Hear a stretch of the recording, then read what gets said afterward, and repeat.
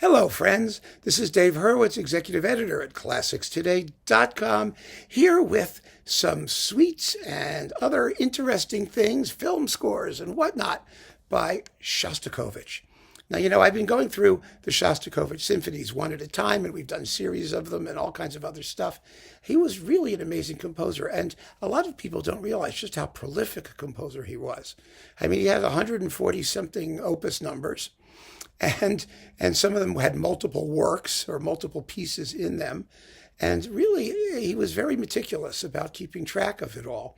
And that included his film scores and some odds and ends, some strange pieces that aren't that well known, although one of them has become very well known. And a bunch of them are in this little 3-disc, not high-priced, brilliant classic set featuring Theodore Kuchar with the National Symphony Orchestra of Ukraine. It's a 3 CD set of, you get his orchestral suites, you get 3 ballet suites, and then you get 2 film music suites, which is really quite a fantastic deal. These are wonderful performances. They're bright and vivacious and very well recorded, and they're played with the right kind of, grit and balls, pedal to the metal. So I want to tell you what's on the 3 discs, and I want to play you some samples, and then turn you loose. But I really recommend this very highly if you don't have it. I have played other samples from it, I think, in our Shostakovich, for example, miniature masterpieces and whatnot, some of his Hamlet suite and other things. But and that's on here. But really, you should have this music. It's marvelous. So disc number 1 contains his 2 jazz suites, although the one that's called Jazz Suite number 2 is really properly called the Suite for Variety Orchestra, which means it's just this everything but the kitchen sink crazy assortment of instruments. It's got saxophones and all kinds of other stuff. And then you get the Overture on Russian and Kyrgyz themes, and you get the Novorossiysk chimes, which is a tiny little work, and the Festive Overture, which I've played a million times, and I love the Festive Overture. It's so much fun. It's got great tunes, and it's just exciting, and it just gets the job done. I once saw Shostakovich conduct it when he was doing the Leningrad Symphony, so he had an extra brass section handy, and they just ripped it to pieces. It was unbelievable. It was so loud. I mean, you thought the building was starting to shake. It was wonderful. Just wonderful. So these are terrific performances of that. I want to talk a little bit about the Suite for Variety Orchestra number 1. There was no number 2. It's the Suite for Variety Orchestra number 1 or the Jazz Suite number 2. That's what it is. This piece has not been recorded that frequently, except one movement from it, a waltz, became unbelievably famous. It featured in like 1 billion commercials all at once. I think commercials, they're done by the same ad agencies, and they find a piece of music and they license it. And they stick it everywhere they think they can stick it. So this thing was like car commercials, and it was it was like a Sprint or some sort of mobile telephone ad, and it was some high-tech thing, and it was like a liquor commercial or something, booze, I remember, associated with it. It's a waltz, and it's simply called Waltz number 2. And there's a bunch of waltzes in it. There's lyric waltz, there's waltz 1, waltz 2. Well, this is waltz 2. And waltz 2, you will recognize instantly, even if you don't know it was Shostakovich who wrote it, because it became that popular. It's really kind of fascinating how that happens to these things. And people wander around going like, who wrote that? Well, it was Shostakovich. So here is waltz number 2 from the Suite for Variety Orchestra number 1.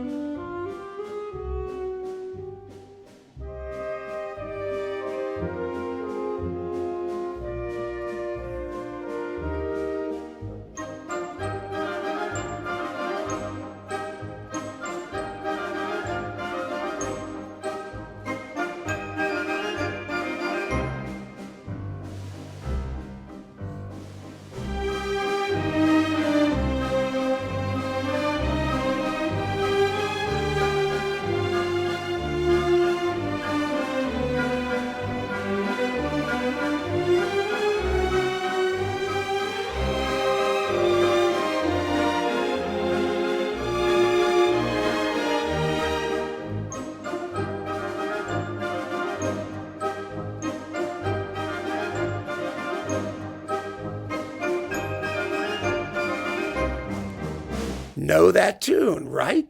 So that was Theodore Kuchar with the National Symphony Orchestra of Ukraine.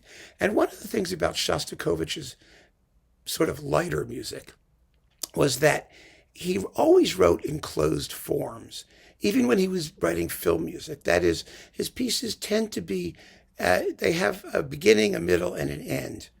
They don't just drift off into nothingness or stop in the middle of nowhere like so many film cues do. He always had complete pieces, and so he could reuse them. And he did. He reused lots of them. Now, disc number 2, and I'm going to show you how that operated. Disc number 2 is ballet suites. He wrote 3 ballets. The most famous one is the one called The Golden Age, which is really quite a good ballet. And then there's The Limpid Stream and The Bolt, which is the stupidest of the ballets. It's socialist, realist. Shostakovich thought it was unbelievably stupid. The plot was there was a bolt, like a nut in a bolt. It got stuck in a machine. The machine broke. That threatened socialism. They fixed the machine. It's a general celebration. That takes 2 hours. Yeah, I'm not kidding. Shostakovich did not have his heart in that project. Anyway, but he wrote some terrific music for it. And so there are these 3 ballet suites, which, you can go and explore on your own, or the complete ballets, which have now all been recorded.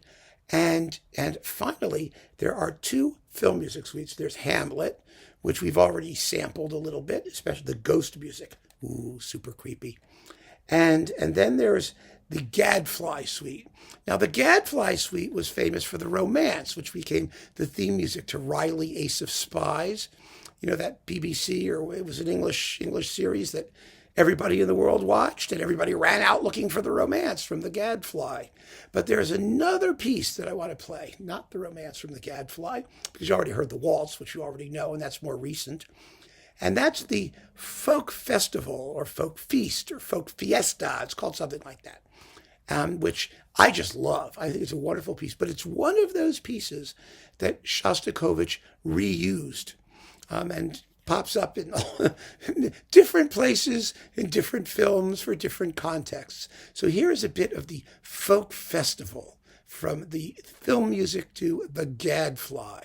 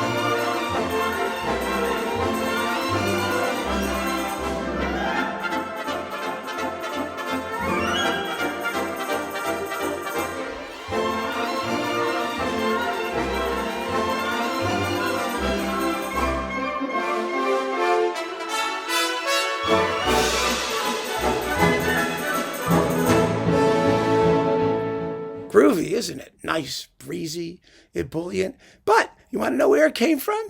It actually came from the Suite for Variety Orchestra number 1. Yes, it's simply called Dance Number 1.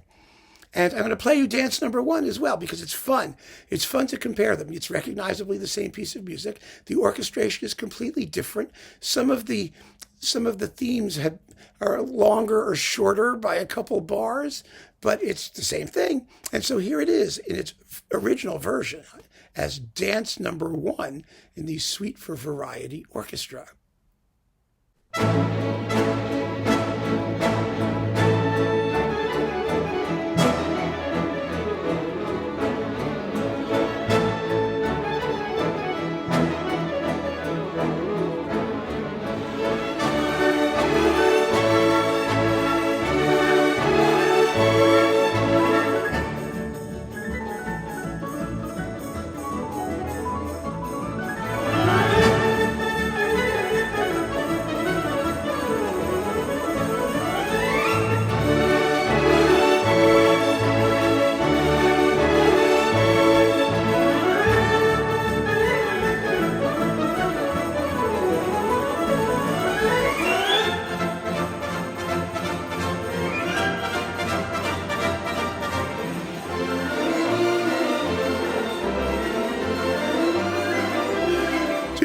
preference.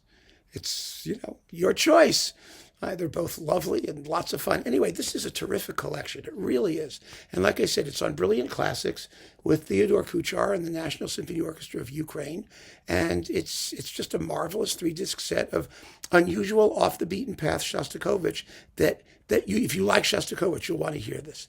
And if you don't like Shostakovich, you may want to hear this, because if you find his symphonies too heavy-going and too serious and too agonizing and too excruciating, then here's something that will offer a welcome change of pace.